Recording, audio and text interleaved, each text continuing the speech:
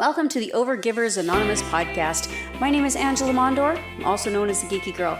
In this podcast, we're going to be talking about some amazing things to help you get over overgiving. Hi, and welcome to this episode of the Overgivers Anonymous podcast. My name is Angela Mondor. I am also known as the Geeky Girl, and today we're going to talk about the truth about overwhelm and what to do instead. Let's be honest, a lot of us get overwhelmed, and yeah, the neurotypicals do too. We handle it a little different, so let's dig in, okay? We're going to talk about reframing that overwhelm and think about it as an internal signal rather than a personal failure. Because a lot of times when we feel overwhelmed, we take it on ourselves, we shit all over ourselves, and instead of thinking about it as a personal failure, let's look at it, reframe it as a signal. Okay, this is something we need to listen to. So we do experience the overwhelm frequently. It's possible that you do as well, that you are feeling this regularly, and we often blame ourselves and say we should handle this better. If you're listening to this, you can't see the air quotes, but we do try to say all the time, oh, I should be able to handle that better. We're shitting on ourselves, okay? So let's explore what overwhelm might actually be telling you, and then how you can reconnect with clarity, and then to create a powerful journaling prompt, shift from scattered to steady. That's what we're working towards. We want to shift from this overwhelm, blame thyself because we're such failures, to actually bring clarity into our lives and to move from scattered to steady. We don't want to be scattered. We want to be steady, and to be as steady as possible. Now, so let's talk about overwhelm and what it feels like. I know for myself that there's lots of times when I have felt overwhelmed, and sometimes it's small overwhelm and sometimes it's big overwhelm. So there's overwhelm where it can impede everything, where I literally can't do anything. I've had situations where I've been so overwhelmed, I just can't leave the house, or I can't do things. I've peopled too much, right? The air quotes come out again. There's been too much going on, and my energy reserves are just depleted so much that I need to find a way to recoup. And sometimes that means that I may be at home, but I'm in my bedroom with the door closed and I'm doing my own thing and not being disturbed. That's a bigger overwhelm than, oh, I have this task I don't know what to do with, and I'm overwhelmed and I can't move forward with the task. Okay? So there's different levels of that overwhelm, and I've certainly felt them all. I have felt overwhelmed to the point where it literally knocked me on my butt for 5 days. That's a massive, huge overwhelm. And that was, of course, before I learned how to manage some of my energy and to really look out for myself. So there have definitely been times when I have said yes to too many things, or I have been working outside of my own strengths and ignoring the fact that I needed downtime, ignoring the fact that if I didn't stop, my body was going to make me stop. That's when the big overwhelms start happening. So, instead of waiting until I got sick, taking the time ahead to say, hey, I need to look after myself so that I don't get sick. When I pause and reflect, the quicker I can catch that, the sooner I see that happening, the better off I'm going to be, the less time I'm going to need to recover, all of those things. So the turning point for me was being able to see it sooner, was being able to actually acknowledge, hey, the reason why I'm leading to burnout right now is because I'm doing these things that aren't in line with what I'm trying to accomplish, or these things are overwhelming because I haven't made it clear why I need to do them or how I need to get them done. Those are some really important pieces that have really given me some strength and ability to see that overwhelm a whole lot less these days, okay? Now, there are some definite reasons why neurodivergent people specifically have some stronger feelings around overwhelm. First of all, that sensory and cognitive overload that we talk about, not just sounds, sight, smells, tastes, whatever, the way their clothing feels, but also having too many decisions to make, or there's too many demands on you, or there's too many notifications happening. Those can all, that sensory or cognitive overload, which will, of course, lead to being overwhelmed in a specific time, place, Task paralysis. I talked about that briefly already. When everything feels urgent, or when you have a task you just don't even know how to get started on. It's a huge task, but you just can't figure out how to get moving, or you've started it and then put it aside and now you can't remember where you were.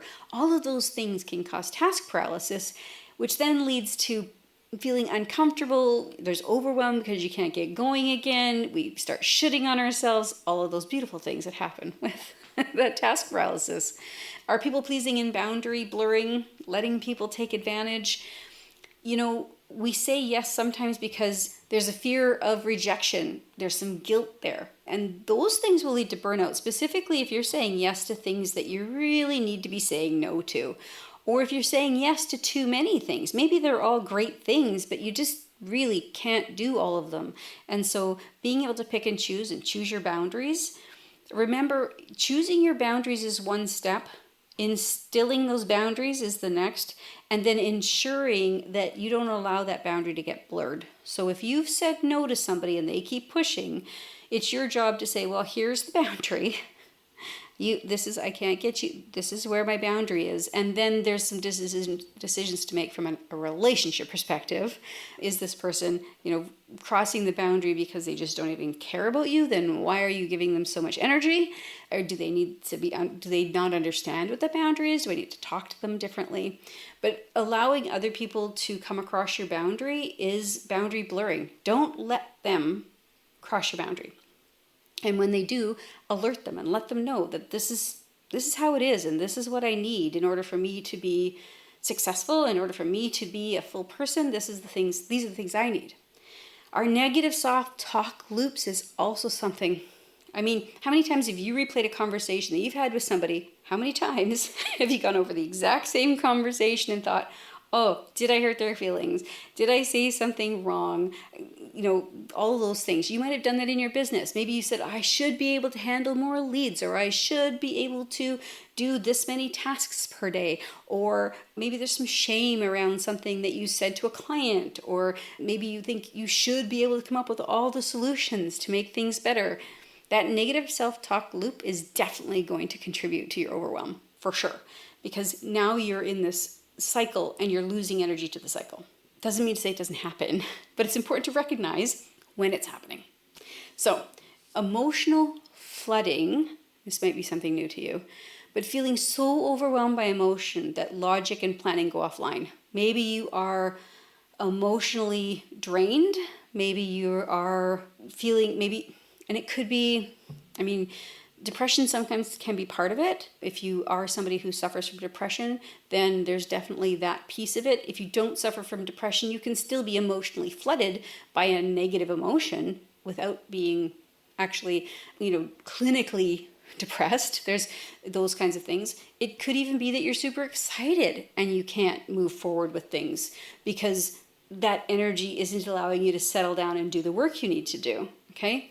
So energy, that emotion can be positive, negative, neutral. There's a lot of different kinds of emotions that could flood your system.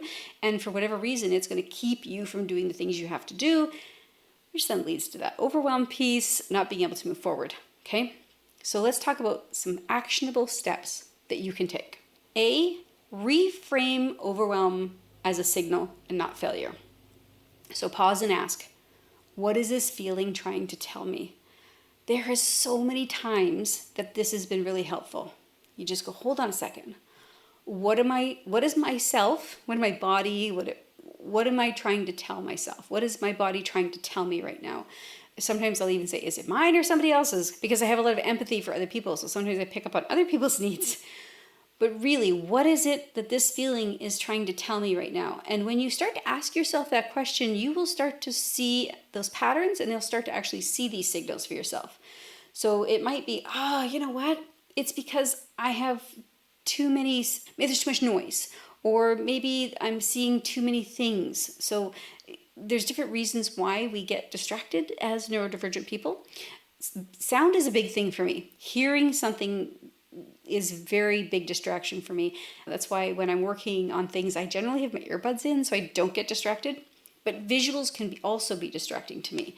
If I'm, working here and I can see out my window, and if there's things going on outside my window that are catching my eye, it might catch my attention, right? So if I don't notice what's going on at first, sitting back and saying, okay, hold on, what is this feeling trying to tell me? It might mean that I need to go change my shirt again. There's been some days when I've changed it 3 times just because I don't like the way it feels anymore. So there's lots of different ways that our bodies are telling us that there's something just outside of happy or just outside of good. And we can ask ourselves, what is that? So sometimes a lot of times, overwhelm is going to show up when you don't feel aligned, when you're out of alignment. Think about a car on the road. If it's out of alignment, you have to work really hard to keep it straight, right? It's not that you're doing anything wrong. It's simply just because something just doesn't feel right. It could be as simple as the tag on the back of your shirt, or it could be you're hungry, or you have to go to the bathroom, or you need something to drink, or you need some more clarity. I am going to give you my ideal day journaling prompt for free. You can sign up for it and download it right away. And in this, you ask yourself a simple question. What would my ideal day look like and feel like if it was designed just for me? Now, of course, it's a little more complicated than that. We ask you a few more questions. There's some depth there. But the concept is right there in the title. What would it look like if my ideal day was designed for me? And I'll tell you what, I did this exercise for the first time probably 2009, something like that. And when I did it that first time, I thought, yeah, right, whatever. And I did the task because it was a task at the time. I have used this journal prompt. I've used this processed many, many times since then because it freaking works. When I did it the first time, I just wrote it down and went, yeah, whatever, and I tossed it.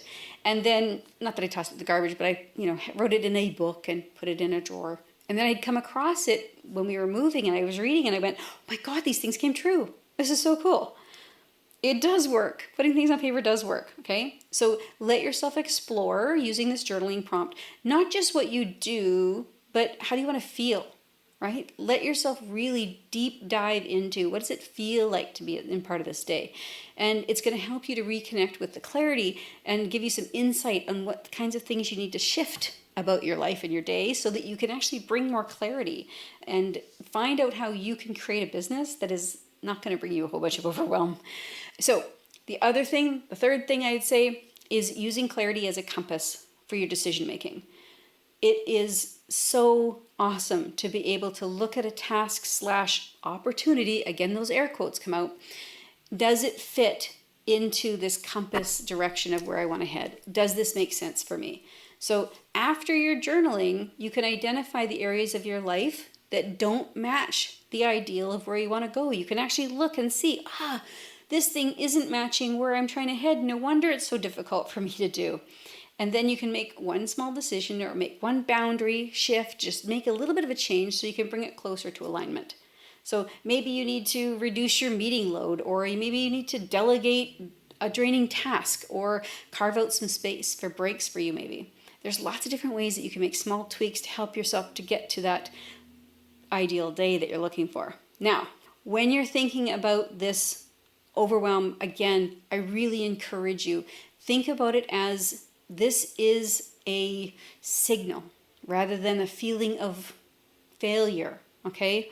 Think about what is it that's causing this overwhelm for you? What are the things that are needing to be changed in your life? Take those action steps that I talked about, reframing the overwhelm. Do that journaling prompt. What do you have to lose? Give it a shot. And then use that clarity you get from that to actually make those decisions for yourself, okay?